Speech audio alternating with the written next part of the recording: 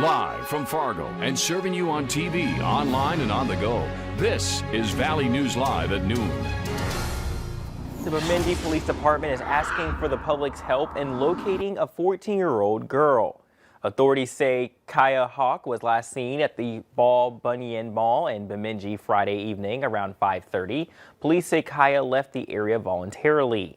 She is 5'3" and weighs about 110 pounds, has long brown hair and brown eyes. She's last seen wearing a gray Nike sweatshirt, blue jeans, and slide shoes. Authorities believe she may be in the Bemidji or Red Lake areas. Anyone with information is asked to call the Bemidji Police Department at 218-333-9111.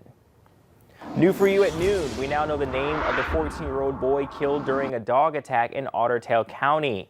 Officials have identified the victim as 14-year-old Dion Bush. The incident happened last Thursday just after 3 near Twin Lakes Road in rural Battle Lake, Minnesota. Otter Tail County Sheriff deputies say the family's 3-year-old long-haired German Shepherd attacked and killed Bush. Well, this morning the weather was pretty cold. It was in the single digits, and hopefully it can go more into double digits. Well, let's check in with meteorologist Lisa Green to see if that can even happen. Yeah, it was in the single digits, both above and below zero. And in some instances, we were in the teens below up in the northwest. Candu got down to 15 below. That's our coldest number here on the map. And lots of places up north into the east were below zero. Fargo's low right at 0 this morning. So it's been a cold one. Right now, we've got temperatures that are into that range where we're trying to climb, but it's a struggle. We've had that cloud cover kind of hanging around Fargo, starting to see more and more of that sunshine at 4 degrees right now. Here's a better view across the valley. There are still some places spending the afternoon below 0, 5 below right now in Baudette. A struggle to warm up here today. And in addition to that, our wind chills are sub-zero in many locations. You can see southeastern North Dakota doing a little bit better, but it feels like 7 below in Fargo and 23 below in Baudette. So here's your planner. Expect to have some temperatures try to climb. We may not even make it into the teens this afternoon in Fargo if we can't get things going here. But we are looking at a better night tonight. And the reason I think that is for 2 reasons toward the end of this planner. We've got the clouds moving in and the wind turning to a warming direction. So we'll tell you what that means for tomorrow and beyond coming up here in just a couple of minutes. When you see your highest temperature is in these double digits, which is 14 degrees, you know to bring a jacket and other things to keep yourself bundled up and warm. Thanks again, Lisa. Well, investigators are looking for the cause of a fire in an apartment in South Fargo that killed a renter's cat. It happened around 8 last night in the 2500 block of Villa Drive. Fire crews put out a fire in a first-floor unit and kept the fire from spreading. The unit has heavy damage, but a cat found in the unit could not be revived. The person who lives in the unit is displaced, but everyone else was able to return to their apartments. Chris Van Cleve in Louisville, Kentucky, at one of the key hubs for the massive coordinated shipping effort involving UPS and FedEx. Dr. Lou Edgy enrolled in the Moderna vaccine trial to inspire confidence in her patients. I felt that I may be able to have an impact that had some credibility for the patients that I take care of every day who look just like me. While she's gotten no official word, she thinks she got the actual vaccine.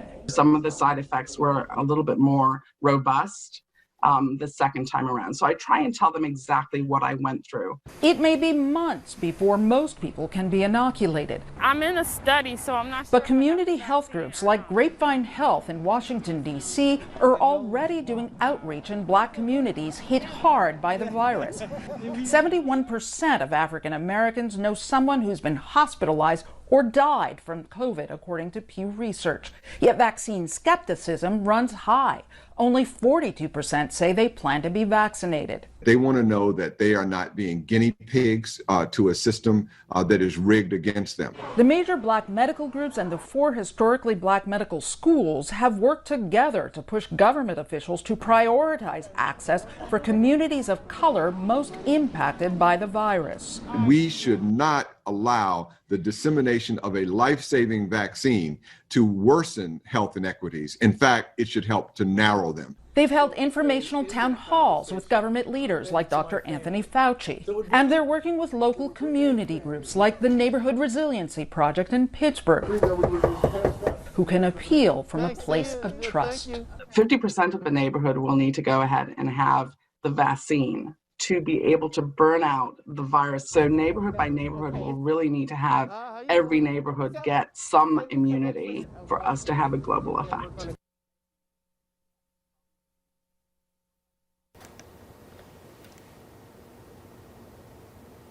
The long-awaited COVID-19 vaccine made it to Sanford Health Fargo this morning. If you're one of those getting the shot, the CDC says there are some things you should keep in mind before, during, and after receiving it.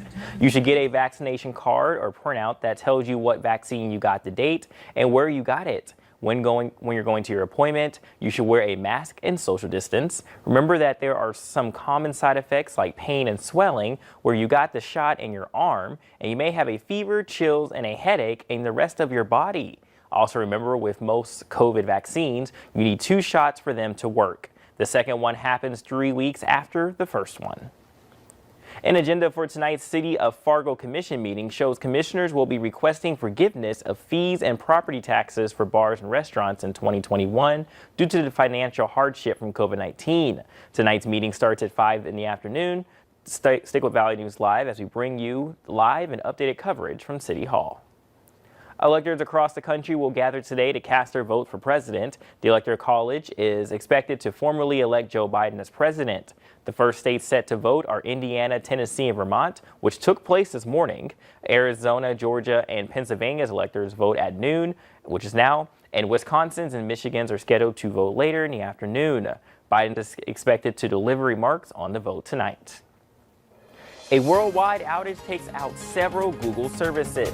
That tops our look at consumer news. Some users of services, including YouTube, Gmail, and Google Drive, found them offline today. They all showed error messages without further explanation. According to Down Detector, a site that tracks online service outages, problems with the platform spiked around 6:30 this morning Eastern time. Google's main site still appears to be working. However, some users reported being unable to sign in. Google said service was restored about 2 hours later. No reason was given for the outage. Well, we're still looking for help with our virtual food drive. We've raised more than $11,000 so far, but that's only 30% of our goal. Now, if you're in a position to help, there are a number of items you can purchase and donate right from your phone. Download your free VNL News app, look for the virtual food drive, and click to donate. Well, coming up at noon, is distance learning really helping your kids see what doctors are seeing in just a few minutes? But next, next to Plan Our Day.